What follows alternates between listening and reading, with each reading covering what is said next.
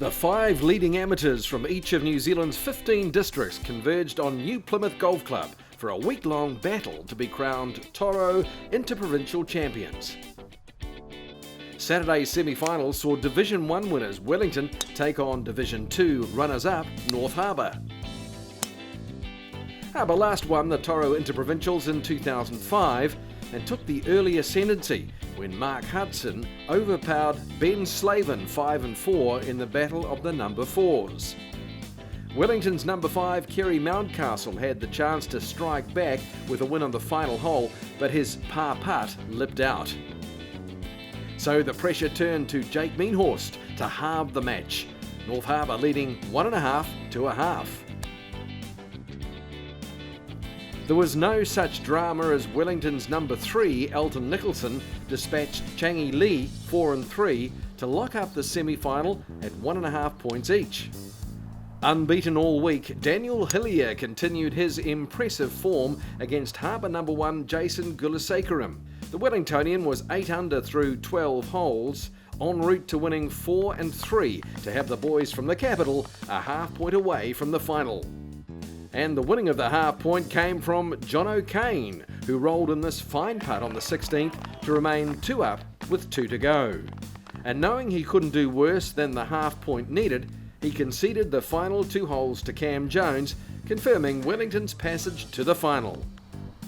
The second semi-final saw a rematch of the last 2 Toro Interprovincial finals, as Waikato sought a three-peat of titles, and Otago looked for revenge, with the young side featuring just 2 golfers from the previous campaigns.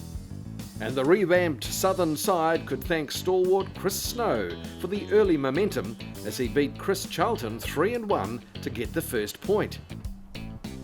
With Otago number 4 Michael Smith defeating Charlie Smale 1 up, the Blue and Golds ramped up the pressure as young Cromwell teen Inia Logan halved his match with Matt Morris. With the final 2 matches coming up 18 sitting at all square, Waikato needed a miracle to keep their hat-trick hopes alive, and Nick Coxon very nearly produced the goods. That left the door open for Brandon Hodgson to halve the match and send Otago through to their 3rd final in 3 years, finally getting the better of the mighty Waikato side. Standing in Otago's way of ending a 34-year title drought were the most successful side in Toro Interprovincial history.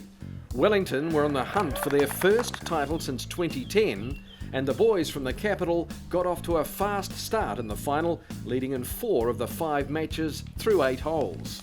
Classy number 1 Daniel Hillier leading the charge, 3 up after just 4 holes. The one match in the balance and sitting all square quickly changed as Wellington number 3 Elton Nicholson won 3 holes through the turn to suddenly be 2 up against Inia Logan. Wellington now leading in all 5 matches. First blood came from in-form Kerry Mountcastle, the Wellington number 5 beating Chris Snow 3-2 to register the first point of the final. That was swiftly followed by Nicholson, who won 5 holes in a row en route to dispatching Logan 5-4, bringing up Wellington's second point. After 13 years away from the game, the number 3 returned to the Wellington side, looking for interprovincial success on the same course he helped win it for them in 2001. The stalwart went 4 up through 13 holes against Brandon Hodgson. With the match Dormy 4, Kane's putt was good enough for Hodgson to concede the match and spark Wellington celebrations. With the match Dormy 4, Kane's putt was good enough for Hodgson to concede the match and spark Wellington celebrations. I was here last time I was at this course and we managed to take the trophy then. The feeling honestly hasn't changed, but yeah, like I say, you get a bit speechless. It's amazing. These guys deserve everything they've got this week. They've put in so much effort. Yeah, couldn't be prouder. It feels amazing. I mean, the individual successes I don't think compare anything to this. You're here as a team, and when it all comes together, the work you've put in previous 12 months beforehand, and seeing it all come together with this bunch of guys, it's just, it's a dream come true, really. Wellington once again showing why they're the most successful side in Toro Interprovincial history.